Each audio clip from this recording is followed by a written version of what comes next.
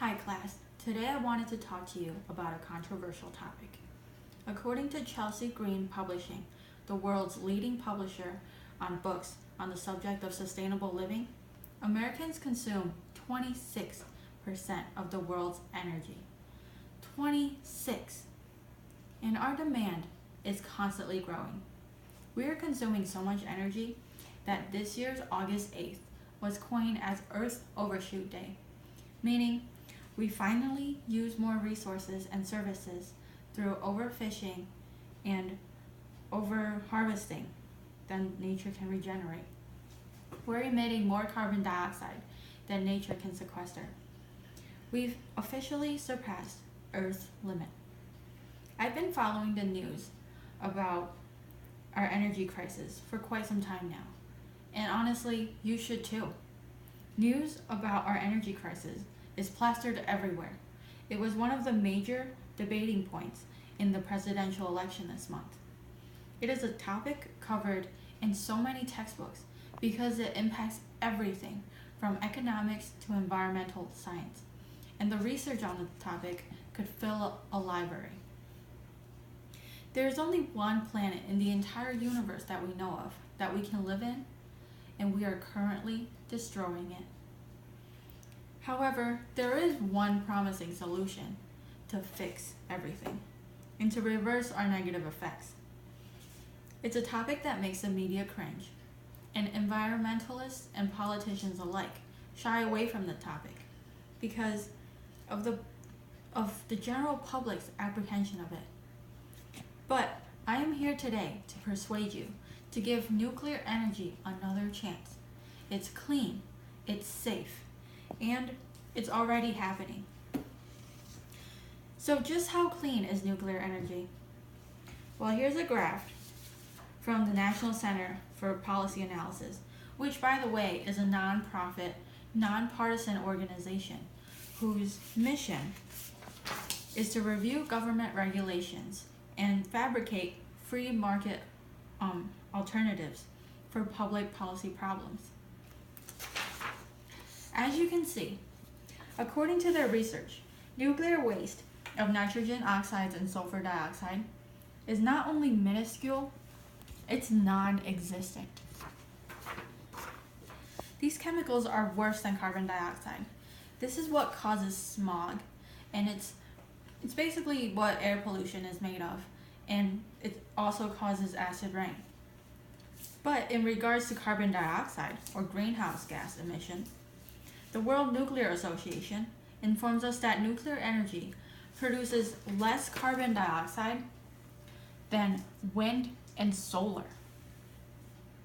Nuclear energy is without a doubt better than non-renewable energy, but it even surpasses renewable energy like solar and wind. Now I know what your worst fears are. It's 3 words: 3 Mile Island.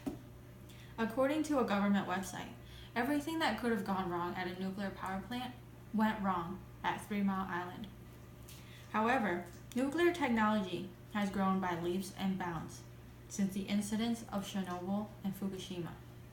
Actually, nuclear technology was so advanced by the 3 Mile Island accident that most of the radioactive material was never even exposed. Other than the plant being completely destroyed and no longer usable, the surrounding areas remain unaffected, and the most radiation that people suffered was less harmful than an X-ray. What people do not realize is that nuclear energy power plants have already begun to lessen our dependency on non-renewable energy sources. There are nuclear power plants peppered across America. There are 4 just in Pennsylvania, and they're located near some of our biggest cities. There's Philadelphia, Harrisburg, Lancaster, and there's one located outside some town named McCandless. Nuclear energy really isn't a bad alternative to gas or coal or non-renewables like solar and wind. Wind and solar energy is currently expensive and unreliable. For example, I haven't seen the sun at my house in days. quite frankly, these solutions aren't any more appealing than gas or coal. The expulsion of gas and coal companies will disrupt the lives of many people, but I believe as Americans, we can power through it. My hometown has just currently been destroyed by the gas company. They brought in inflation and then they left us high and dry. And we've been powering through it. America will.